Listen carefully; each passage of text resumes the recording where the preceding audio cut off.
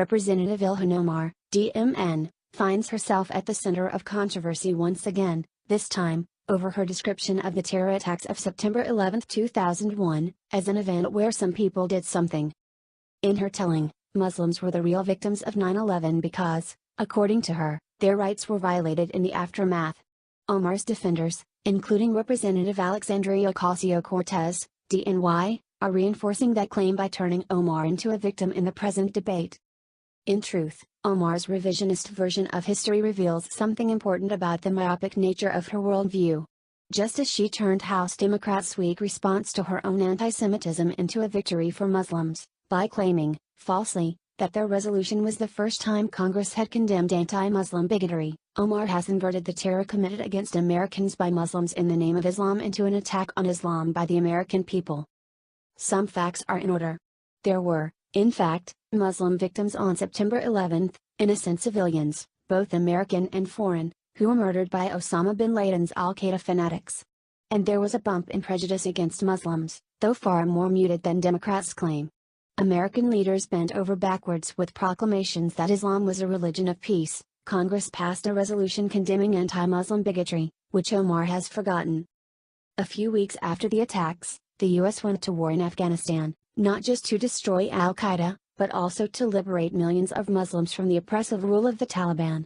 The case for democracy in the Muslim world would soon become the most important justification for President George W. Bush's war on terror, as the U.S. toppled Iraqi dictator Saddam Hussein in 2003.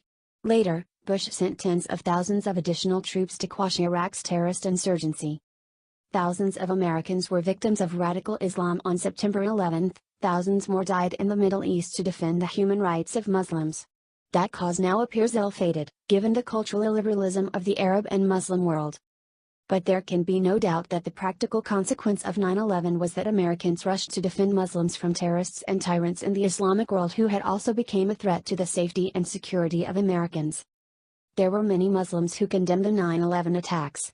But others, a minority, celebrated 9/11, particularly in the Palestinian territories, creating a public relations disaster so terrible that then Palestinian Authority leader Yasser Arafat, a terrorist himself, faked a blood donation for the benefit of the victims of 9/11.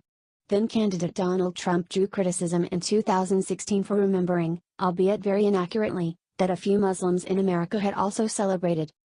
Radical Muslims were not alone in celebrating. Many in the Western world, particularly on the left, also celebrated, something I observed firsthand in South Africa at the time, where the media and political elite shared the feeling that America had finally been humbled.